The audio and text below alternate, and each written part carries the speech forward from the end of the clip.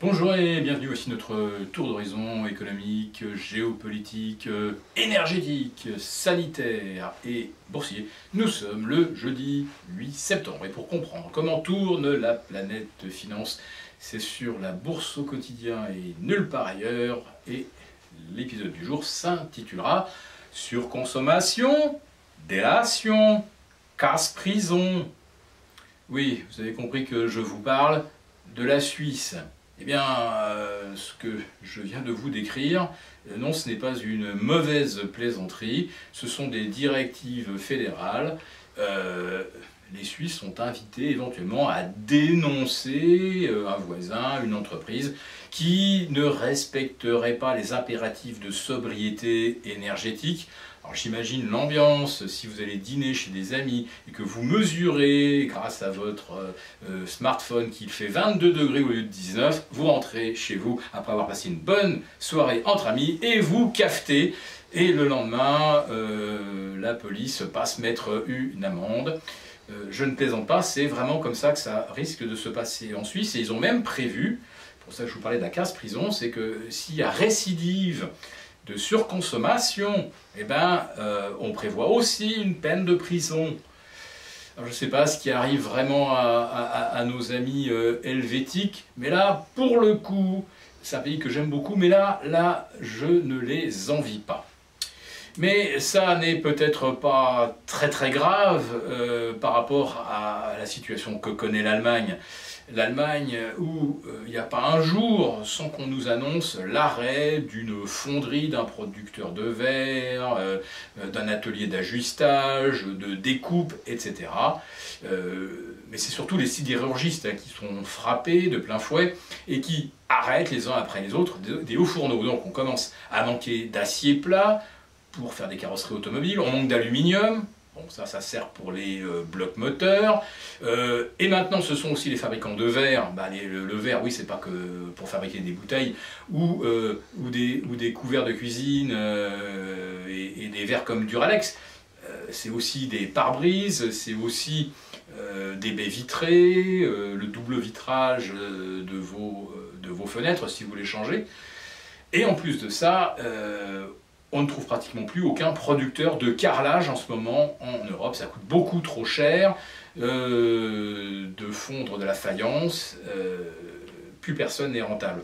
Alors pour vous donner une idée d'ailleurs de la problématique, l'aluminium, pour faire un lingot d'une tonne d'aluminium, qu'ensuite on lamine pour faire de l'aluminium plat, il faut aujourd'hui 15 mégawatts. Et ça revient donc à 15 000 € pour fabriquer une tonne d'alu, qui se vend actuellement, qui se négocie sur le marché, vous pouvez les vérifier, entre 2350 et 2400 $ la tonne. Alors évidemment, tout le monde va arrêter de produire de l'alu, sauf peut-être Alcoa, qui a des installations en Islande et qui est entièrement alimenté en énergie à l'hydroélectricité.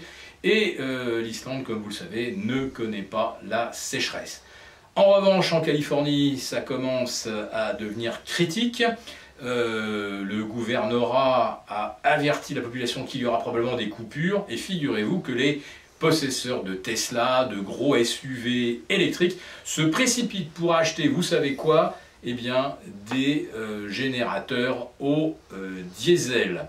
Des groupes électrogènes, donc, au diesel. Ils achètent aussi des gros jerrycans pour être sûr de pouvoir finalement circuler et aller au travail. Donc les Tesla aux États-Unis vont commencer à fonctionner au diesel à cause de la pénurie. Et en Allemagne, eh bien, comme on produira de l'électricité au charbon, les Tesla rouleront au charbon. Et vous savez ça déjà depuis plusieurs mois.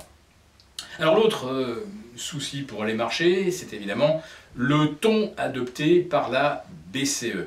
Alors le suspense sera terminé, 50, 75 points de base.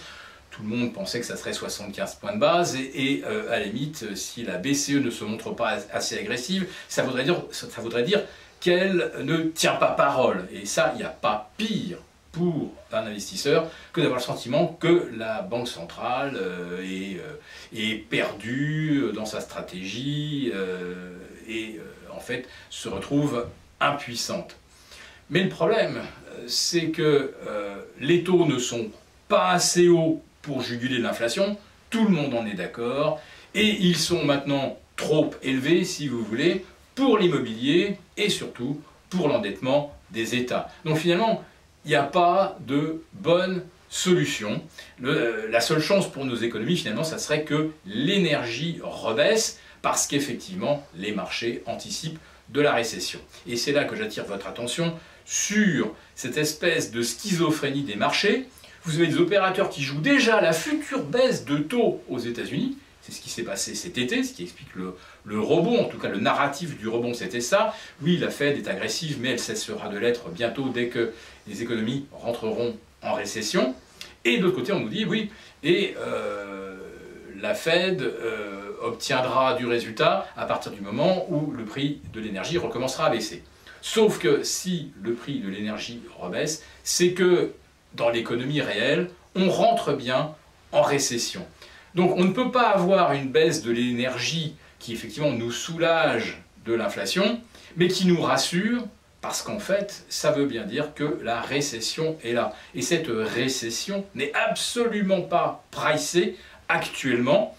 Et comme en plus de ça, on n'a pas non plus pricé les 100 points de base maintenant de plus sur les taux européens, ni les 325 points de base sur les taux longs et taux courts américains, comme on n'a absolument rien pricé pour l'instant, vous comprenez que le potentiel de baisse puisse être effectivement très important. Voilà, donc je vous donne rendez-vous lundi, parce que demain nous avons rendez-vous avec nos abonnés pour une opération conviviale. Donc nous vous retrouvons lundi. Et je finirai par un petit clin d'œil. Si en Suisse vous vous faites arrêter parce que vous avez plus de 19 degrés, si ça se trouve, il fait meilleur en prison.